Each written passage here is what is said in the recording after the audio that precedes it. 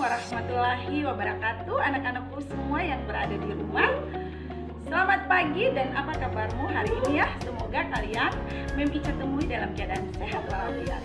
Masih di Room Sejarah dengan Mem Ica, kita akan belajar dengan video pembelajaran. Kali ini materinya adalah IPK 3.2.5, yaitu menganalisis asal-usul nenek moyang bangsa Indonesia. Ya anak-anakku sekalian, nantikan video pembelajarannya ya, Mem akan tayangkan. Silakan menyimak.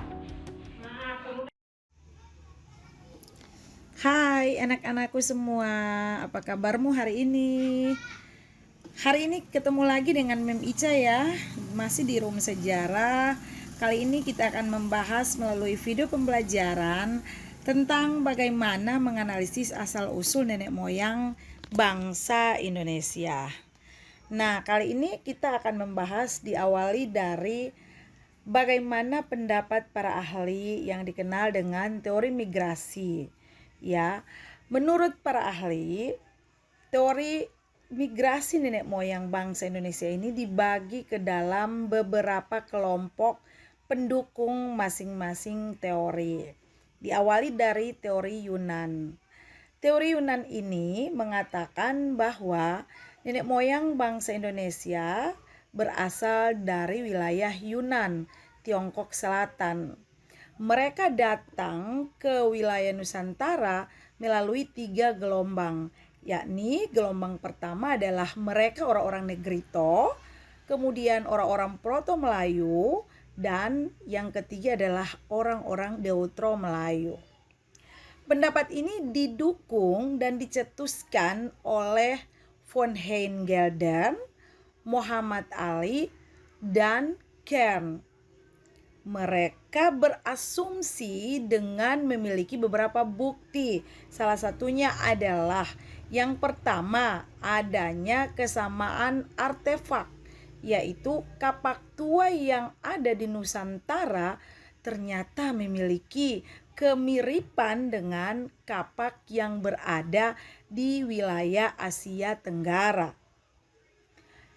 Bukti kedua adalah bahasa, yaitu bahasa yang digunakan oleh orang-orang Nusantara, yaitu bahasa Melayu, memiliki kesamaan dengan bahasa yang digunakan oleh orang-orang Champa di Kamboja yang dikenal dengan bahasa Champa. Pendapat ini didukung juga oleh seorang ilmuwan yang bernama Brandes.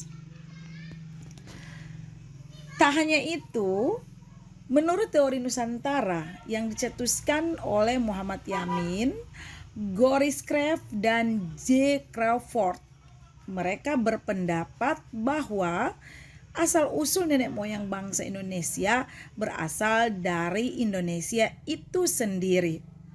Dengan beberapa bukti pendukung adanya penemuan fosil manusia Homo wajakensis dan Homo solowensis di Indonesia yang diduga mereka ini adalah keturunan orang Melayu lalu kemudian mengembara keluar wilayah Nusantara. Dan teori yang ketiga yaitu teori out of Taiwan yang mengatakan bahwa nenek moyang bangsa Indonesia berasal dari Pulau Formosa atau Taiwan. Mereka mengangkat bukti yaitu oleh karena penelitian mereka, salah satunya adalah Brandes dan Robert Hart serta Hari Simanjuntak, menemukan bukti bahwa bahasa yang digunakan oleh orang-orang Nusantara dan bahasa yang digunakan oleh orang-orang yang berasal dari Pulau Formosa yaitu menggunakan satu bahasa rumpun yang sama, yaitu rumpun Austronesia. Nah, beda lagi dengan teori out of Africa. Kalau tadi berasal dari wilayah tetangga Nusantara, masih dari satu benua. Nah, sekarang kita beralih ke benua lainnya, berasal dari benua Afrika. Yang menurut Max Ingman, beliau adalah seorang pakar ahli genetika. Dalam penelitiannya, meneliti DNA dan kromosom, ternyata tidak ada kesamaan antara gen manusia cerdas dengan manusia purba. Sehingga beliau berpendapat bahwa manusia modern yang berasal dari Afrika kemudian melakukan migrasi ke wilayah luar Afrika, termasuk ke wilayah Asia dan masuk ke wilayah Indonesia atau Nusantara pada kala itu namanya ya, belum Indonesia. Menurut beliau bahwa manusia di Afrika itu bermigrasi sekitar 50.000 hingga 70.000 tahun yang silam ke Asia Barat melalui 2 jalur. Jalur pertama melalui Sungai Nil menuju Semenanjung Sinai dan ke utara.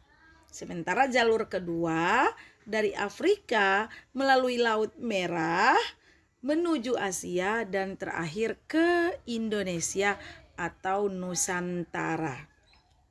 Nah, bagaimana pendapatmu anak-anakku semua dengan 4 teori ini?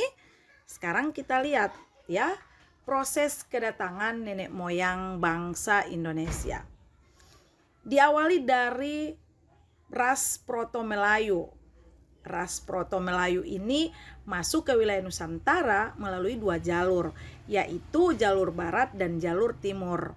Nah, jalur barat ini orang-orang Proto-Melayu masuk dari Yunan melalui Semenanjung Malaysia, kemudian masuk ke wilayah Nusantara melalui Pulau Sumatera, menyebar ke Jawa, Kalimantan, Bali, dan Nusa Tenggara. Mereka ini datang dengan membawa kebudayaan kapak persegi. Seperti yang sudah dijelaskan di materi kemarin-kemarin, kapak persegi ini terbuat dari batu. Oleh karena kapak persegi ini digunakan sebagai alat pemotong, maka para ahli menamakannya kapak. Padahal alat ini hanya terbuat dari batu yang sudah diasah sedemikian rupa sehingga membentuk persegi. Maka kebudayaan ini namanya kapak persegi yang dibawa oleh orang Proto-Melayu menuju Nusantara dan pada akhirnya menjadi dasar kebudayaan Indonesia di zaman Neolitikum. Inilah peta persebaran Proto-Melayu melalui jalur barat tadi. Jadi dari Semenanjung Malaysia kemudian menuju Pulau Sumatera, menyebar ke Jawa, Kalimantan, dan ke wilayah Bali.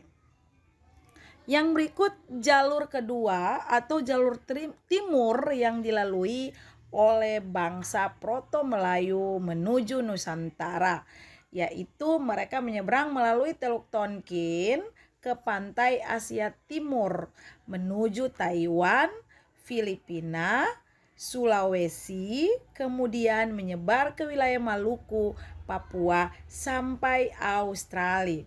Karena pada waktu itu Papua dan Australia merupakan satu daratan, merupakan satu benua. Mereka ini membawa kebudayaan kapak lonjong, masih seperti yang Mem jelaskan di materi sebelumnya. Kapak ini adalah batu yang sudah diasah sedemikian rupa sehingga membentuk lonjong. Batu ini digunakan sebagai alat pemotong pada zaman dulu, pada masyarakat praaksara di zaman Neolitikum. Oleh karena itu, para ahli menamakannya kapak lonjong seperti yang kalian saksikan dalam gambar ini ya. Nah, inilah peta persebaran Proto dan Deutro Melayu. Jika Proto Melayu melalui 2 jalur, yaitu jalur barat dan timur, yaitu dari Yunan ke Semenanjung Malaysia, Sumatera, Jawa, Kalimantan, Bali, dan Nusa Tenggara, maka jalur timur dari Teluk Tonkin, pantai Asia Timur menuju Taiwan, Filipina, Sulawesi, Maluku, Papua, sampai ke Australia. Ya, perhatikan garis anak panah merah. Nah, berbeda dengan Deutro Melayu. Deutro Melayu menggunakan anak panah hijau. Masih dari wilayah Yunan, kemudian menyebar ke Malaka, masuk melalui pintu barat yaitu Sumatera, menyebar ke Kalimantan, ke Pulau Jawa, ke Sulawesi, dan ke Nusa Tenggara Timur. Nah, sekarang kita kembali, kita lihat dulu siapa sajakah suku dan keturunan dari ras Proto Melayu ini yang merupakan nenek moyang bangsa Indonesia berasal dari Yunan. Mereka adalah suku Batak, suku Dayak, suku Toraja, suku Sasak, dan suku Kubu. Seperti yang kalian lihat di gambar. Kita kembali lagi ke Deutro Melayu. Kalau tadi Proto Melayu, maka sekarang Deutro Melayu. Nah, Deutro Melayu ini masuk ke wilayah Indonesia pada gelombang berikut, yaitu pada 500 sebelum Masehi. Kalau Proto Melayu masuk ke Nusantara pada 2000 sebelum Masehi, sehingga mereka dinamakan Proto Melayu atau orang Melayu tua. Nah, di Deutro Melayu ini atau Melayu Muda karena mereka masuk pada 500 sebelum Masehi ke wilayah Nusantara. Ya, berarti mereka ini sudah terhitung orang-orang yang sudah memiliki peradaban yang lebih maju lagi dari masyarakat Proto Melayu. Nah, Deutro Melayu ini masuk melalui jalur barat dengan membawa kebudayaan Dongson dari Vietnam. Seperti yang tadi sudah dijelaskan di peta tadi ya.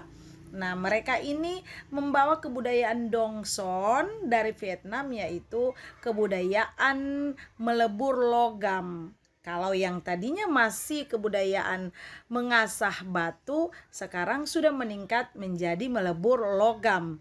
Logamnya dalam bentuk apa? Dari tembaga, dari perunggu, dari besi, ataupun dari emas. Mereka lebur, mereka buat peralatan hidup, mulai dari peralatan masak-memasak sampai perhiasan. Ya, seperti yang ada di gambar ini. Dan peralatan inilah yang sampai sekarang masih tersimpan rapi di museum. Ada yang dikenal dengan nekara, ada kapak corong, kemudian ada manik-manik, ada bejana perunggu, ada perhiasan gelang, cincin, yang kesemuanya itu terbuat dari perunggu. Sehingga kebudayaan di Indonesia yang dibawa oleh orang-orang Dongson itu dinamakan kebudayaan Dongson atau kebudayaan perunggu. Lalu siapa saja ras keturunan Deutro Melayu itu? Ya, mereka adalah suku Jawa, Madura, Manado, Bugis, Minang, Bali, dan Aceh. Ya, jadi kalian sudah bisa mengira-ngira. Oh, berarti kalau saya Madura, berarti saya termasuk pada ras Deutro Melayu. Kalau saya Manado, berarti saya termasuk pada ras Deutro Melayu. Yang ketiga adalah ras Melanesoid. Kalau yang tadi Proto Melayu, Deutro Melayu, dan sekarang adalah Melanesoid.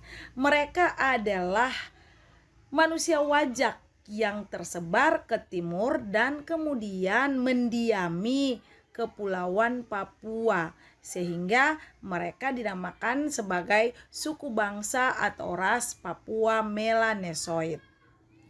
Bangsa Melanesoid ini melakukan perpindahan ke timur hingga sampai ke Papua dan kemudian ke benua Australia yang sebelumnya merupakan satu kepulauan yang terhubung dengan Papua. Pada kala itu ya, yang Mem sudah jelaskan di zaman geologi. Pada waktu itu belum terjadi kenaikan air laut, belum adanya laut transgresi, sehingga Papua dan benua Australia masih satu daratan. Nah, tentu tidak perlu dijelaskan bagaimana ciri-cirinya bangsa Proto Melayu, bangsa Deutro Melayu, dan bangsa Melanesia. Kalian sudah tahu. Setelah menyimak video pembelajaran ini, silakan kalian menggali, silakan kalian menganalisis, silakan kalian mengelompokkan yang bagaimanakah ciri-ciri yang termasuk pada ras Proto-Melayu, ras Deutero-Melayu, dan ras Melanesoid. Sehingga berdasarkan pendapat para ahli, temuan para ahli, dan analisa para ahli, maka jenis nenek moyang bangsa Indonesia itu dibedakan menjadi 3 ras. Yang pertama adalah ras Melanesoid, yang kedua ras Proto-Melayu atau Melayu tua, dan yang ketiga adalah ras Deutero-Melayu atau Melayu muda. Nah, kalian pasti sudah paham ya dengan apa yang dijelaskan tadi, dan giliranmu sekarang menjawab pertanyaan, kamu termasuk ras apa ya? Apakah Melanesoid, Proto-Melayu, dan Deutero-Melayu? Nah, Mem akan menunggu jawabanmu di pertemuan selanjutnya. Sampai jumpa. Terima kasih. Anak-anakku sekalian, demikian tadi sajian video pembelajaran dari Mem Ica, dan kita akan jumpa lagi di materi selanjutnya. Jangan lupa tetap jaga kesehatan, jaga jarak, dan selalu menggunakan masker. Dah, sampai jumpa. Salam budaya, salam jas merah. Assalamualaikum warahmatullahi wabarakatuh. Itu